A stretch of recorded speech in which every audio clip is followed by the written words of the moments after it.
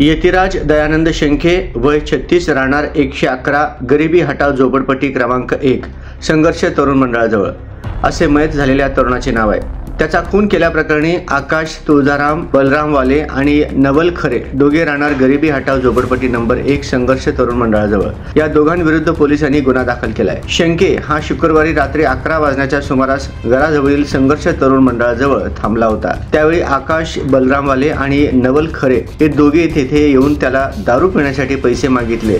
त्याने पैसे नाही म्हणताच दोघांनी त्याला लाथाबुक्क्यांनी मारहाण केली। त्यावेळी आकाश हा पळत जाऊन घरातून कोराड घेऊन आला आणि पाठीमागून यतिराजच्या डोक्यात वार केला। त्याचा आवाज ऐकून यतिराजची पत्नी प्रतिभा शेंके या घटनास्थळी आल्या। त्यावेळी दोघांनी त्यांना धक्काबुक्की केली। त्या देखील किरकोळ जखमी झाल्या होत्या। दोघांनाही शासकीय रुग्णालयात दाखल केले असता त्यापैकी यतिराज शेंके हा पहाटेच्या सुमारास मरण पावला। या घटनेची फिर्याद मयताची पत्नी प्रतिभा यतिराज शेंके वय 35 राहणार गरिबी हटाव झोपडपट्टी नंबर 1 यांनी शनिवारी सकाळी पोलिसात दाखल केली। त्याप्रमाणे विजापूर नाका पोलिसांनी दोघांविरुद्ध गुन्हा दाखल केला असून दोघे आरोपी घटनेनंतर पसार झाल्याचे पोलिसांकडून सांगण्यात आले। मयत यतिराज शेंके यांचा इंचगिरी मठाजवळ पानटपरीचा व्यवसाय आहे। त्यांच्या पश्चात पत्नी आणि 2 मुले असा परिवार आहे। या घटनेची नोंद विजापूर नाका पोलिसात झाली असून पोलीस निरीक्षक वराळे पुढील तपास करत आहेत।